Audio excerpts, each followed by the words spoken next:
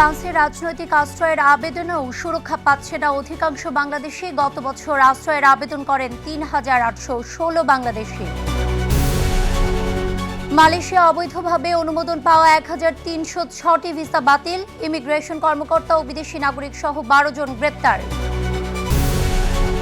Morocco থেকে স্পেনে আসার পথে অন্তত ৫৭ জন নিহত। প্রবেশ করেছে প্রায় ৫০ থেকে ৬০ হাজার অভিবাসী।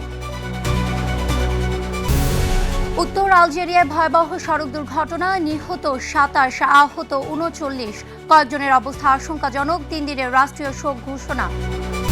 এবং এল নিনোর প্রভাবে বিশ্বজুড়ে আবহাওয়া পরিস্থিতি আরও ভয়াবহ হওয়ার সতর্কতা জাতিসংঘের। আগামীতে বাড়তে পারে তাপপ্রবাহ, খরাসহ বন্যার ঝুঁকি।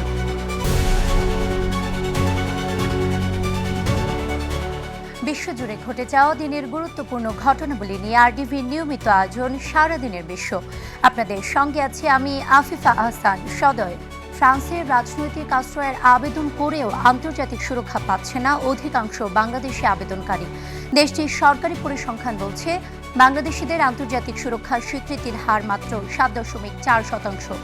গত বছর বাংলাদেশ থেকে আশ্রয়ের আবেদন করেছেন ৩,৮১৬ জন, যা আগের বছরের তুলনায় প্রায় ৩৭% কম।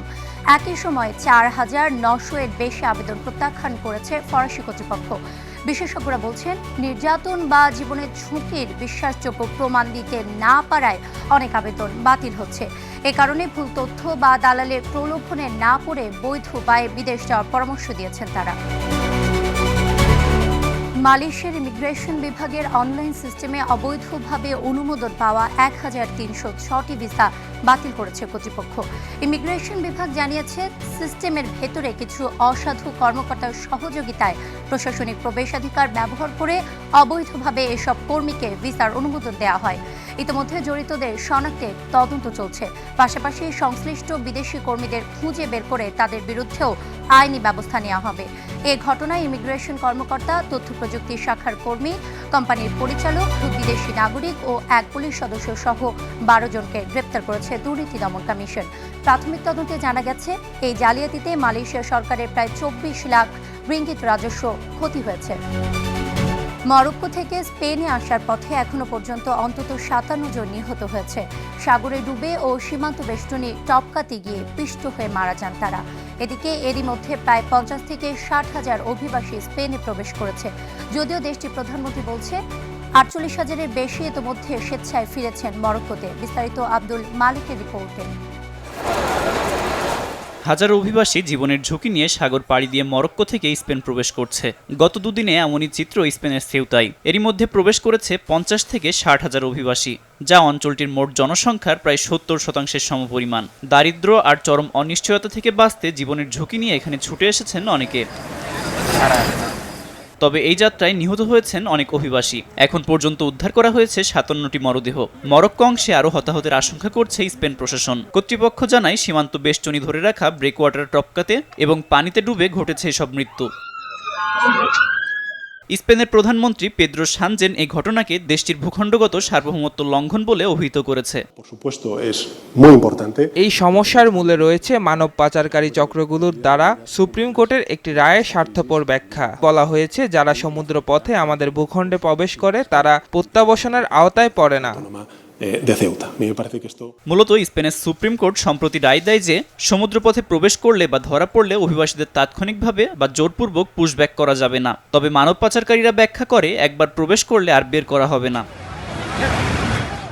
এর আগে বৃহস্পতিবার শুরু হয় হাজার হাজার অভিবাসীর এই ঢল। অবৈধভাবে প্রবেশকারীদের দ্রুত মরক্কোয় ফেরত পাঠানোর প্রক্রিয়া জোরদার করেছে স্পেন। এরই মধ্যে দেশটি থেকে ৪৮ হাজার ফেরত গিয়েছে বলেও জানিয়েছে দেশটির প্রধানমন্ত্রী। এমন নজিরবিহীন অভিবাসী সংকটে ইউরোপ জুড়ে তৈরি হয়েছে রাজনৈতিক টানাপোড়েন। স্পেনের সঙ্গে সেনজেন মুক্ত চলাচল চুক্তি সাময়িকভাবে স্থগিত করেছে ইতালি। উদ্বেগ প্রকাশ করেছে চেক প্রজাতন্ত্র, ফিনল্যান্ড ও জার্মানি। আব্দুল মালেক, আরটিভি। উত্তর আলজেরিয়ায় ভয়াবহ সড়ক দুর্ঘটনায় নিহত অন্তত ২৭ জন, আহত আরও ৩৯ জন। সেটিস থেকে আলজিয়ার্সগামী একটি যাত্রীবাহী বাস এল কারমা এলাকায় নিয়ন্ত্রণ হারিয়ে গভীর খাদে পড়ে গেলে এই দুর্ঘটনা ঘটে। ঘটনাস্থলে উদ্ধার অভিযান চালিয়ে আহতদের হাসপাতালে নেওয়া হয়েছে। আহতদের মধ্যে কয়েকজনের অবস্থা আশঙ্কাজনক হওয়ায় নিহতের সংখ্যা আরও বাড়তে পারে বলে জানিয়েছে কর্তৃপক্ষ। দুর্ঘটনার পর দেশজুড়ে 3 দিনের রাষ্ট্রীয় শোক ঘোষণা করেছেন প্রেসিডেন্ট আবদেল মাজিদ তেব্বুন। পাশাপাশি ঘটনার কারণ খতিয়ে দেখে দায়ীদের বিরুদ্ধে কঠোর আইনগত ব্যবস্থা নেওয়ার নির্দেশ দিয়েছেন তিনি। ইতালির দক্ষিণাঞ্চলীয় শহর নেপলসের 4.7 মাত্রার ভূমিকম্পে আতঙ্ক ছড়িয়েছে। শুক্রবার সন্ধ্যায় আঘাত হানা এ ভূমিকম্পে নগর জুড়ে তীব্র কম্পন অনুভূত হয়। নিরাপত্তার জন্য অনেক বাসিন্দা ঘর ছেড়ে রাস্তায় বেরিয়ে আসেন, তবে তাৎক্ষণিকভাবে বড় ধরনের ক্ষয়ক্ষতি বা হতাহতের খবর পাওয়া যায়নি। কর্তৃপক্ষ জানিয়েছে ভূমিকম্পের উৎপত্তি স্থল ছিল নেপলসের কাছে ক্যাম্পি ফ্রেগ্রে আগ্নেয়গিরি এলাকা, যা ভূপৃষ্ঠের মাত্র 3 কিলোমিটার গভীরে ছিল। সতর্কতামূলক ব্যবস্থা হিসেবে ঝুঁকিপূর্ণ ভবন, রেল লাইন ও অবকাঠামো পরীক্ষা করা হচ্ছে। পাশাপাশি সম্ভাব্য আফটার শকের বিষয়ে স্থানীয়দের সতর্ক করেছে কর্তৃপক্ষ। এল নিনোর প্রভাবে বিশ্বজুড়ে চরম আবহাওয়া পরিস্থিতি আরও ভয়াবহ হতে পারে বলে সতর্ক করেছে জাতিসংঘ। বিশ্ব আবহাওয়া সংস্থা জানিয়েছে দ্রুত শক্তিশালী হওয়া এই পরিস্থিতির কারণে আগামী মাসগুলোতে তাপপ্রবাহ, খরা ও বন্যার ঝুঁকি বাড়তে পারে। জাতিসংঘ মহাসচিব আন্তোনিও গুতেরেস বলেছেন, এল নিনো ইতিমধ্যে বৈশ্বিক তাপমাত্রা বাড়িয়ে দিচ্ছে। এছাড়া চলমান দাবানল ও জলবায়ু সংকটকে আরও তীব্র করছে। পাশাপাশি আফ্রিকা, ইউরোপ, দক্ষিণ এশিয়া ও দক্ষিণ আমেরিকার মতো অঞ্চলে এর প্রভাব বেশি পড়তে পারে বলে জানিয়েছে WMO। সংস্থাটি বলছে, আগাম সতর্কবার্তাকে কার্যকর পদক্ষেপে রূপান্তর করলেই ঝুঁকিপূর্ণ মানুষকে সুরক্ষা দেওয়া সম্ভব। মধ্যপ্রাচ্যে ফের ছড়াচ্ছে যুদ্ধের উত্তাপ। তেহরানকে আলোচনার টেবিলে নমনীয় করতে ইরানের কৌশলগত পারমাণবিক ও সামরিক অবকাঠামোয় মার্কিন বাহিনীর ভারী বিমান হামলার পরিকল্পনার খবর পাওয়া গেছে। তবে যে কোনো আগ্রাসন প্রতিহতের হুঙ্কার দিয়ে তেহরান জানিয়েছে, মার্কিন ও ইসরায়েলি গুরুত্বপূর্ণ স্থাপনা তাদের লক্ষ্যবস্তুর তালিকায় রয়েছে।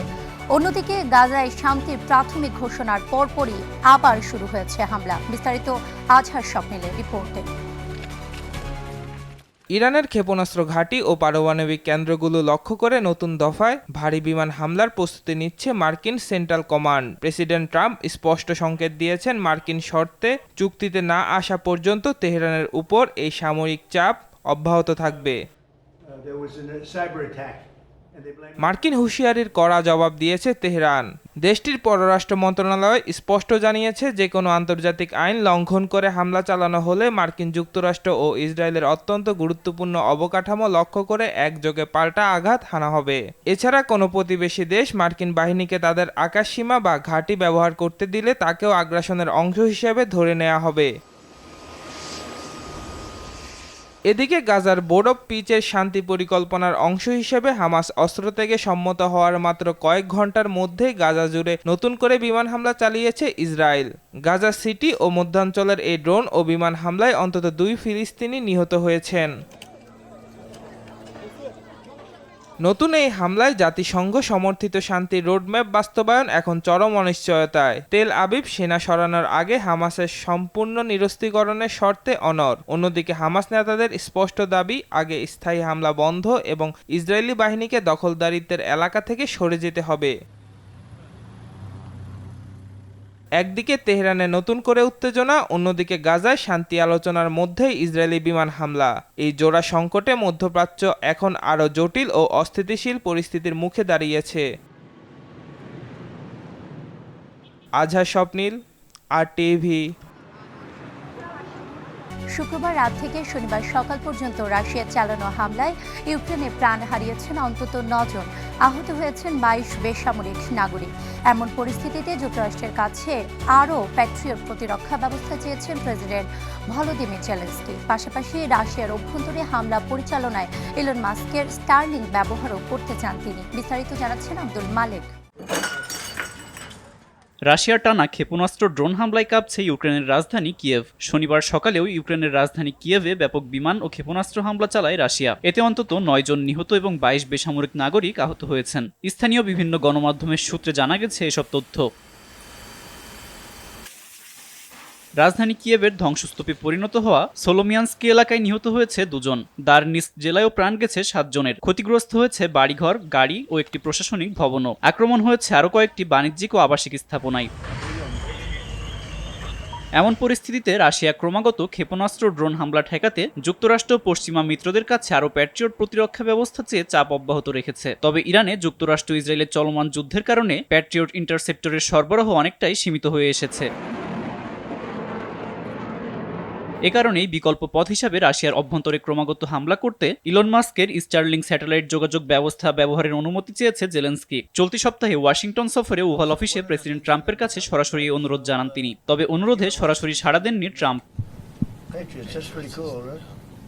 বর্তমানে ইউক্রেনের নিজস্ব ভূখণ্ড ও রুশ অধিকৃত অঞ্চলে স্টারলিংক ব্যবহারের সুযোগ থাকলেও রাশিয়ার অভ্যন্তরে এর ব্যবহারে এখনও নিষেধাজ্ঞা বহাল রেখেছে মাস্ক।